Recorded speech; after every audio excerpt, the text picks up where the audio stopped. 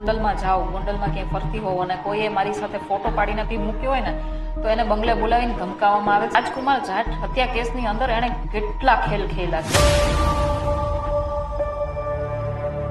ગોંડલના જયરાજસિંહ જાડેજા વિરુદ્ધ બાયો ચડાવી ગોંડલની રાજનીતિમાં ગરમાવો લાવનાર જિગીષા પટેલે હવે આમ આદમી પાર્ટી જોઈન કરી છે અને આ પછી તેઓ દિવ્ય ભાસ્કર સાથે વાતચીત કરવા માટે ખાસ અહીંયા આપણી સાથે છે. પહેલો સવાલ જ એ છે કે આમ આદમી પાર્ટી કેમ પસંદ કરી અને અત્યારે કેમ જરૂર પડી કોઈ રાજકીય પક્ષ પસંદ કરવાની?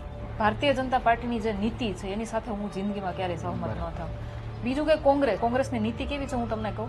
ભારતીય જનતા પાર્ટી વાળાને એમ થાય ને કે ના હવે અહીંયા આપણી સીટ જવાની છે એટલે એ લોકોની આમ મવડી મંડળ છે ને ભાજપ વાળા સાથે બેસી અને ત્યાંથી કોને નબળા ઉમેદવારને ટિકિટ આપીને ઉભો રાખવો ને એનું સેટિંગ કરશે અને પૈસા લઈ લેશે ને અહીંયા કોંગ્રેસનો કાર્યકર્તા બિચારો નોંધારો થઈ જાય.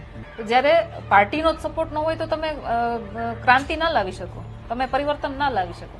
તો એ જુસ્સો, એ જુનૂન અને એ કાર્યશૈલી મેં આમ આદમી પાર્ટીમાં જોઈ. તમે શું 2027 થી ગોંડલની ચૂંટણી લડવાના છો ને એ પ્રોમિસ સાથે શું તમે આમ આદમી પાર્ટીમાં જોડાયા છો? ના, આમ આદમી પાર્ટી સાથે હું એક કાર્યકર્તાની રીતે જોડાઈ છું. તો જયરાજસિંહ સામેની લડાઈનું મુખ્ય કારણ શું?